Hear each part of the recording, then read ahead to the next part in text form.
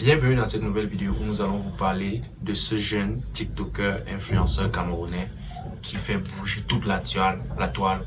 Depuis quelques jours, je vois la photo de cette jeune fille défiler partout dans les réseaux. Les gens parlaient d'elle, demandaient sa libération. Apparemment, c'est une jeune fille qui s'appelle Nikez Ngono, une créatrice de contenu, une actrice comédienne camerounaise qui est actuellement incarcérée à la prison centrale de Nubel depuis le mois de mai. Donc ça fait pratiquement 8 mois que la jeune fille en question, paraît-il, est en prison à Nubel. Et quand j'essaie de lire les publications des uns et des autres sur les pages, j'essaie d'écouter un peu l'histoire, ce qui s'est passé, je me rends compte qu'en fait, il y a tout un réseau. Il y a tout un réseau d'arnaqueurs qui opèrent, qui arnaquent particulièrement les créateurs de contenu, parce que moi-même j'ai été victime. Ces réseaux-là, je ne sais pas si c'est un seul réseau ou bien c'est plusieurs réseaux, m'a déjà contacté 2 fois. Et je dirais même plus parce que actuellement il n'y a que les plus de 2 fois là dont je me souviens. Donc moi-même j'ai été, ces gens ont déjà contacté, ont déjà essayé de me contacter 2 fois. Et je vais vous raconter dans cette vidéo, je vais vous raconter ce qui s'est passé quand ces gens m'ont appelé, ce qu'ils m'ont dit. Voilà. Donc l'histoire de cette fille, ça m'inspire. Je ne savais pas quand je devais faire une vidéo dessus. C'est vrai que quand moi ça m'est arrivé, j'en avais parlé avec 1, 2, 3, 4 personnes autour de moi.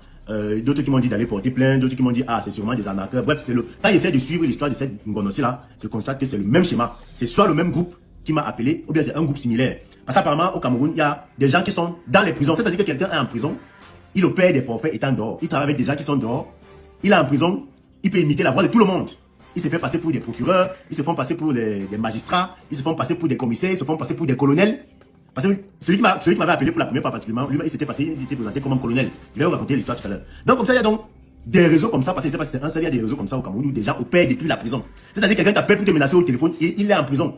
Quelqu'un est en prison, il peut imiter la voix de tout le monde. Il imite même la voix du président de la République, il imite la voix de tous les ministres, il imite la voix de tous les procureurs. Et il menace les commissaires, il menace les commandants, il menace bref, il menace toutes les autorités du pays. Donc il usurpe une identité, il imite la voix, et il appelle un commissaire pour lui donner des ordres. Il appelle un colonel pour lui donner des ordres. Alors qu'il fait ça depuis la prison. Moi, ça m'est déjà arrivé. Donc, avant de continuer, avant de vous raconter ce qui m'est mon aventure avec ces gens-là, je voudrais d'abord sensibiliser. Sensibiliser les gens pour vous demander vraiment d'être très prudent, parce que ce type d'arnaque, j'ai remarqué que ça concerne beaucoup plus les créateurs de contenu. Les créateurs de contenu, vous qui laissez vos numéros sur vos pages là, beaucoup de gens prennent les numéros, après commencent à vous appeler, vous menacer. Si vous interrogez la plupart des créateurs de contenu qui ont déjà une certaine audience, ils vont vous dire qu'ils ont déjà été au moins une fois contactés par quelqu'un qui a essayé de les arnaquer. Voilà, donc ça fait que quand j'ai vu cette affaire de Nikez Ngono, je me suis dit, ah, le moment est venu pour moi peut-être de raconter aussi ma part d'aventure avec ces réseaux d'arnaqueurs. Donc avant de continuer, moi j'aimerais déjà d'abord dire à tous les Camerounais, comment reconnaître un arnaqueur? Quand un arnaqueur vous appelle au téléphone, il vous écrit par WhatsApp, vous allez voir, les arnaqueurs, ils aiment toujours ça. Il écrit là, vous allez voir son profil WhatsApp, c'est monsieur le procureur, monsieur le commissaire, monsieur le tel, monsieur. Ils utilisent les titres. Mais ce que vous ne savez pas, c'est que vous allez remarquer que la plupart des autorités du pays, que tu sois policier, que tu sois gendarme, que tu sois militaire, que tu sois procureur, président du tribunal, avocat, vous n'allez jamais les voir mettre leur statut professionnel sur WhatsApp. Genre quelqu'un qui est commissaire, après il va mettre là sur WhatsApp, commissaire tel. Quelqu'un qui est colonel, vous allez le voir là mettre colonel tel. Dans la plupart des cas, ces gens-là aiment rester dans l'anonymat. Aucun nom maintenu ne veut même que les gens sachent qu'il est un nom maintenu, sauf quand vraiment c'est quelqu'un de connu. Mais vous allez remarquer que la majorité des autorités, la majorité des hommes maintenus, la majorité des magistrats, personne ne veut même qu'ils sachent, personne ne veut qu'on sache qu'il est une autorité. Sur leur WhatsApp, vous n'allez jamais leur voir, soit avec leur tenue, soit avec leur béret, soit avec leur, c'est pas trop la robe des magistrats là. Vous n'allez jamais voir ça. Vous n'allez jamais les voir écrit sur leur statut Facebook ou bien WhatsApp que colonel tel, magistrat tel, commissaire tel, policier tel. Non. La plupart de ces autorités là aiment rester dans l'anonymat. Quand vous regardez, la plupart des gens, des autorités avec, enfin, la plupart des numéros que moi j'ai, les personnes influentes que moi je connais qui sont dans mon répertoire, vous n'allez jamais voir même leur photo de profil, peut-être avec un béret, avec une tenue. Non. Les gars mettent soit des photos simples, soit ils n'ont pas de photos, soit ils mettent des photos des fleurs, soit ils mettent des paysages, soit ils mettent des photos de leurs enfants. Quand vous voyez quelqu'un vous écrit sur WhatsApp, après vous voyez son profil s'afficher là que commissaire, autorité ceci, justice camerounaise c'est monté, sachez déjà que c'est un arnaqueur. Parce que les vraies autorités ne s'affichent pas comme ça là. Voilà, ça c'était une parenthèse. Maintenant je vais vous raconter ce qui s'est passé quand je vous dis que ces réseaux d'arnaqueurs, les gens qui arnaquent les gens depuis la prison, ils m'ont appelé 2 fois, je dirais même plus de 2 fois. Parce qu'actuellement, je me souviens juste de 2 fois. Donc la première fois, c'était quoi? Un jour, je devais rencontrer quelqu'un en fait. Je devais rencontrer un ami avec qui il devait travailler. Et le même jour en question, je suis tombé un peu malade, j'ai commencé à avoir un malade, j'ai eu les maux de tête. Maintenant, je démarre ma voiture pour aller chercher une pharmacie. Donc pendant que je suis en train de rouler, mon téléphone sonne. J'étais en train d'aller à la pharmacie, mon téléphone sonne. Maintenant, je décroche le téléphone. Moi, en décrochant le téléphone, je croyais peut-être que c'était la personne avec qui j'avais rendez-vous qui m'appelait. Donc quand je décroche le téléphone, c'est la voix d'un homme, un monsieur qui m'appelle. Il ne se présente même pas, il ne dit pas son nom. Après, il me demande que tu es où là? Tu es où? Après, naturellement, croyant que c'est peut-être la personne avec qui j'ai rendez-vous qui m'appelle, inconsciemment comme ça, j'ai donné ma position, j'ai dit que je suis à tel endroit. Après, la personne me dit que retrouve-moi à Bastos, à l'entrée de la présidence. Juste, il a dit, juste à côté du bureau de la GP, à Bastos, à l'entrée de la présidence. C'est là où je suis sûr d'abord que je te retrouve à Bastos, à l'entrée de la présidence. Vous êtes qui? Après, il se présente, il me dit que lui c'est colonel, il donne un nom. Après, il me demande que colonel qui? Donc, il répète encore que colonel, il donne le nom. Donc, ce que j'ai remarqué, c'est que quand il se présente en tant que colonel, quand il prononce le nom, il essaie de mâcher. Donc, il mâche les mots pour que je ne puisse pas bien entendre le nom du colonel. Parce que ce qu'il voulait faire, c'est qu'il me dise clairement le colonel qu'il est et que moi, j'aille me renseigner pour demander si c'est vraiment un colonel afin qu'il puisse aller honorer à son rendez-vous. Donc, elle me dit, quand j'insiste, je demande que vous dites que vous êtes colonel qui? Il ne veut pas bien prononcer le nom. Il mâche, il prononce un nom bizarre. Donc, il fait exprès de ne pas bien prononcer le nom pour que je n'entende rien. À un moment, il commence à me dire que quand j'insiste, je dis que vous vous présentez parce que vous ne pouvez pas m'appeler. Vous me demandez de venir vous rejoindre, vous dites que vous êtes colonel, je ne vous connais pas et tout. Le gars commence à me gronder, commence à me menacer, me dit que je n'ai pas le droit de lui poser les questions. C'est lui qui pose les questions et je dois aller le retrouver. Là, il me demande d'aller le retrouver parce que s'il n'est pas le retrouver, il va me montrer des. C'est là où j'ai. Toute la conversation là, j'étais en train de rouler. C'est là où je garde d'abord la voiture. Je dis, ok, qui? C'est là où je recommence avec lui. Je lui demande encore que vous dites que vous êtes qui? Vous êtes colonel qui? Je connais beaucoup de colonels. Dites-moi votre nom. Pour qu'il vienne vous rejoindre si c'est à l'entrée de la présidence, si c'est où que vous me demandez de venir à Bastos. Le gars commence à me gronder, me dit que il ne va plus me donner son nom. Et que j'ai le devoir de l'écouter parce que s'il ne l'écoute pas, il va me nuire. Après, il me dit que ça, c'est toi qui fais les vidéos sur Internet. Je dis oui, je fais les vidéos sur Internet. Après, il me dit que, alors, si je t'appelle, c'est parce que tu as commis quelque chose. Et moi, je t'appelle en tant que parent. Je voulais que tu viennes me rejoindre pour que j'essaie de te parler comme un parent parle à son fils. Parce que tu as l'âge de mon fils. Et toi, tu commences à me poser des questions, à me parler comme s'il était ton égal. Est-ce que je suis ton égal? Est-ce que tu sais pas que là où tu es là? Il me dit que, est-ce que tu sais pas que là où tu es là? Tu es suivi, j'ai mis les anti-gangs derrière toi. Les anti-gangs savent où tu es. Donc, si je vais t'arrêter, je n'ai même pas besoin de 2 minutes pour t'arrêter parce qu'autour de toi, j'ai mis les gens derrière toi. Il y a les anti-gangs derrière toi. Je reste d'abord tranquille. Donc, comme il a garé ma voiture, je regarde d'abord autour de moi. Le type, si, qu'est-ce qu'il est en train de, il est en train de se foutre de moi, quoi. Bref, à un certain moment, vous savez que les arnaqueurs, ils sont pas intelligents. À un certain moment, le gars commence à utiliser un langage, je dirais, orduré. Donc, il y a un langage non professionnel parce que quand tu as quand même affaire à quelqu'un, une autorité, les autorités ne parlent pas, ne s'adressent pas n'importe comment aux gens. Déjà qu'un colonel ne va pas t'appeler pour te dire que je suis colonel tel. Déjà. Donc, le gars, il dit un truc là, parce que j'ai insisté, il dit que, gars, je ne viens pas. Quand il dit qu'il ne vient pas, il commence à me menacer, il me dit que, c'est là, il me dit qu'il va mettre, il a mis les anti-gangs derrière moi, il connaît où j'habite, il connaît exactement la position où je suis actuellement. Donc, s'il veut mettre la main sur moi, il va mettre la main sur moi. Parce qu'il est influent dans ce pays. Il a les enfants, il me dit que j'ai les enfants magistrats dans ce pays. Est-ce que vous savez qui je suis et tout. Donc, quand il commence à tenir ce genre de langage, genre, il me dit qu'il a les enfants magistrats dans ce pays. Est-ce qu'il sait qui il est? Est-ce qu'il connaît le pouvoir qu'il a? C'est là qu'il commence d'abord à comprendre que le type, c'est là, il n'est pas clair. Donc, le réflexe est venu tard. C'est là où je commence à enregistrer la conversation avec mon deuxième téléphone. Donc, j'ai lancé l'enregistrement vidéo pour qu'elle puisse enregistrer notre conversation. Donc le type commence à me parler, commence à me gronder, commence à me dire que oh, vraiment, si le jour qu'il va encore commettre. En tout temps, je lui demande même pas ce que j'ai fait. Il ne me dit même pas ce que j'ai fait. Il me dit simplement que c'est vous qui faites les vidéos sur Internet. Je dis que oui. Après, il commence à me dire que alors, si t'appelles, c'est pour venir te réprimander en tant que petit frère, en tant que fils. Il ne me dit pas ce que j'ai fait. Il commence à me poser des questions. Attends, j'ai fait quelle vidéo? Est-ce qu'il a fait une vidéo pour insulter quelqu'un? Est-ce qu'il a fait une vidéo pour, c'est pas trop pour m'adresser à une autorité? Donc, dans ma tête, il commence à fouiller qu'est-ce que j'ai fait? J'ai insulté qui? J'ai fait la vidéo pour parler de qui? Et moi, ayant ma conscience tranquille, parce que c'est que il y a certains sujets que moi je n'aborde pas n'importe comment sur Internet. Donc j'avais ma conscience tranquille et c'est là où j'ai commencé à comprendre que c'est de l'arnaque. Donc le type a continué. Pendant qu'il était en train de parler tout seul, à me gronder, à me dire ses titres et tout. Moi j'attendais juste sa conclusion. S'il avait conclu que viens me retrouver comme j'ai dit. C'est là où j'allais lui dire que ta maman. Donc pendant que j'ai l'enregistré, il parlait là, il grondait. En ce moment, il s'est arrêté. Après il a dit que ok. Dès qu'il a raccroché le téléphone là, hop, je l'ai bloqué. Donc c'est pour vous dire que faites très attention. Il y a beaucoup de gens qui font ça dehors. Ils se passent pour des colonels, ils se passent pour des commissaires, pour des commandants, pour vous arnaquer. Et quand j'essaie de faire ma petite enquête, maintenant je prends mon téléphone, j'essaie d'appeler aussi 2-3 personnes pour me rassurer, pour essayer de poser le problème. Là, j'ai appelé un vrai colonel. Je lui ai dit que bon, s'il y a quelqu'un qui vient de m'appeler là, il se présente en tant que colonel. J'ai même voulu qu'il me dise son nom, qu'il prononce bien son nom pour qu'il puisse entendre. Mais quand je lui demande de se présenter là, le nom qu'il prononce, il ne prononce pas bien le nom, il mâche la bouche pour qu'il ne puisse pas bien entendre. Parce que s'il me dit par exemple que c'est colonel tel, moi je connais beaucoup de colonels, je saurais que c'est colonel tel. Mais quand je lui demande de se présenter, il dit que bref, il mâche la bouche pour qu'il ne puisse pas bien entendre le nom.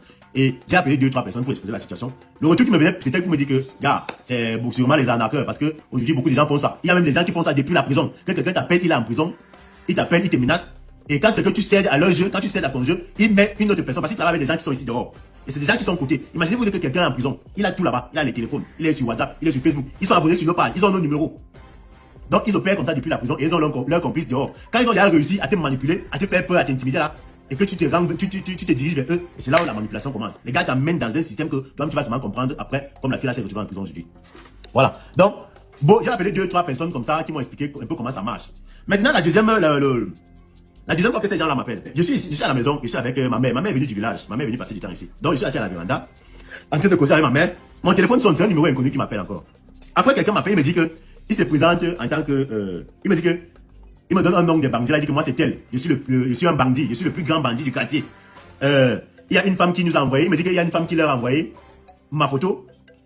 Et la femme en question leur a donné de l'argent pour qu'ils me règlent des comptes. Donc une femme les aurait contactés avec ma photo et les envoyé ma photo en leur donnant de l'argent pour qu'ils puissent me régler des comptes. Je ne sais pas avec quelle femme j'ai eu des problèmes, juste pour une femme pas à payer les bandits, pour que on puisse me foutre, peut-être m'agresser ou bien.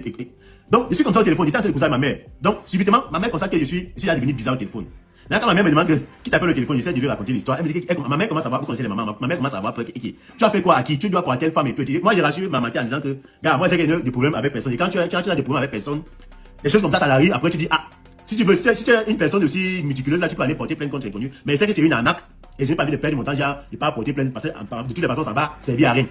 Donc le gars me dit que il est le plus grand bandit et qu'une femme l'a contacté, une femme lui a envoyé ma photo et lui a donné de l'argent pour qu'il puisse me tabasser, il puisse me régler les comptes. Et comme il me connaît, il ne veut pas, il sait que je suis un bon gars, il me connaît, il veut que je parte le rencontrer pour qu'on essaie de discuter, pour qu'il essaie de négocier.